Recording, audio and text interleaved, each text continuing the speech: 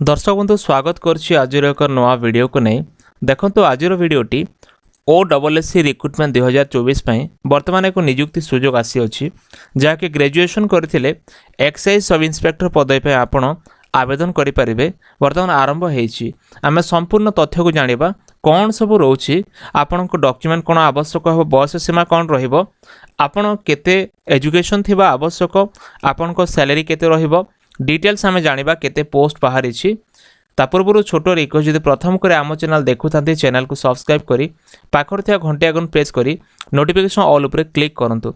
देखो बर्तमान एक गणमाध्यम रिपोर्ट आसी ओडिशा रे सरकारी चाकरी करिवार सुवर्ण सुजोग ओडिशा स्टाफ सिलेक्शन कमिशन बा OSSC एक नुआ निजुक्ति विज्ञप्ति प्रकाश करिछि। योजना माध्यम रे कटक ठारे excise commissioner excise sub inspector पद पूरण हेबो और यही आवेदन प्रक्रिया ऑनलाइन माध्यम रे हेबो।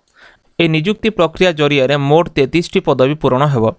योग्य और आग्रही प्रार्थी माने OSSC रो ऑफिशियल वेबसाइट www.ossc.gov.in को जाई ऑनलाइन रे आपण आवेदन करि परिबे।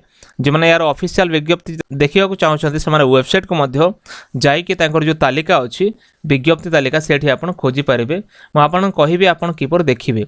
देखंतो वर्तमान में जानि नेबा गुरुत्वपूर्ण तारीख कोन रहउछि एत जो आवेदन समय रोची समय सीमा देखो ऑनलाइन आवेदन आरंभ हो जाइए जहाँकि 10 जनवरी 2024 आरंभ है आवेदन शेष तारीख रोची 9 फेब्रुआरी 2024 आपण को फेब्रुआरी 9 तारीख पूर्वर ही आवेदन सारे हम एत जो खाली पदवी अच्छी कौन रोची महिला 11टी पोस्ट रोची पुरुष 22टी पोस्ट रोची टोटाल एमती सर्वमोट देखा जिते आम 33टी पोस्ट वैकेंसी रोची। देखो तो शिक्षागत योग्यता कौन रोची एपाई स्वीकृति प्राप्त विश्वविद्यालय जेकोसी स्ट्रीम आपण आर्ट साइंस किंबा कॉमर्स मध्य करिथांती आपण जेकोसी स्ट्रीम रे जदि पास करिसंती स्नातक डिग्री बा ग्रेजुएशन ताहले आपण को ए सबु पोस्ट आवेदन करिया पय आपण योग्य हो पारिबे। नेक्स्ट होची बयस सीमा आपण को बयस सीमा केते रहितबा आवश्यक एथिपाई सर्वनिम्न बयस होची 21 वर्ष आउ सर्वाधिक बयस होची 32 वर्ष आपणकर 21 रु 32 वर्ष मध्य जदि आपण बयस रही आपण निश्चय ये सब पोस्ट आवेदन करें। फ्रेंड्स देखो एपाई जो बयस गणना करा जिवो आपणकर जनवरी 1 2023 अनुसार एसब बयस गणना करा जिवो।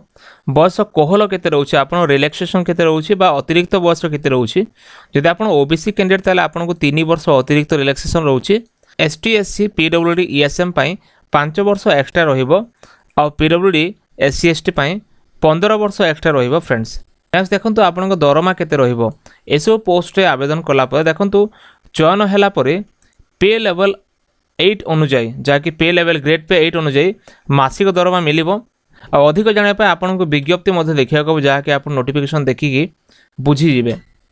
एथिपाई जो चयन प्रक्रिया रोचे आपन को सिलेक्शन प्रोसेस किपर करा जिवो प्रथम रे आपन को लिखित परीक्षा जहाँ कि रिटन एग्जाम हेबो तापर आपन को शारीरिक माप जहाँ कि फिजिकल मेजरमेंट हेबो।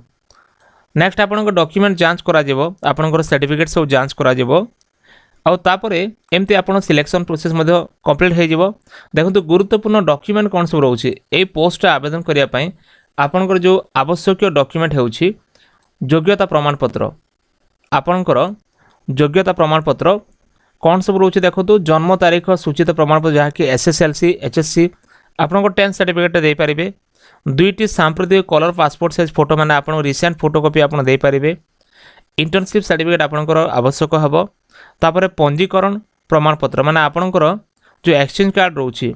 नेक्स्ट रोची जाति प्रमाणपत्र आपन कास्ट सर्टिफिकेट अभिज्ञता प्रमाणपत्र जदि आपनकर एक्सपीरियंस कौन से अच्छी ताले आपन एक्सपीरियंस सर्टिफिकेट मध्ये दे पारिबे। फ्रेंड्स आपण किपर आवेदन करेंगे एपाई देखो OSSC रो ऑफिशियल वेबसाइट को आपको जीवाको हेबो तापर आपण अप्लाई ऑनलाइन ऊपर क्लिक करिकी जदि आपण प्रथम करी करथांते नुआ प्रार्थी हेतिले न्यू यूजर ऊपर क्लिक करिकी प्रथम निजर रजिस्ट्रेशन बा पंजीकरण करनेबे आवश्यक डॉक्यूमेंट देखि आपण सबमिट करेंगे तापर आपण अप्लाई करेंगे। एभली भाव में आपण आवेदन करि पारिबे। आवेदन नेक्स्ट वीडियो आवेदन किपर करेंगे तार कंप्लीट प्रोसेस मु आपण नेक्स्ट वीडियो कहबी।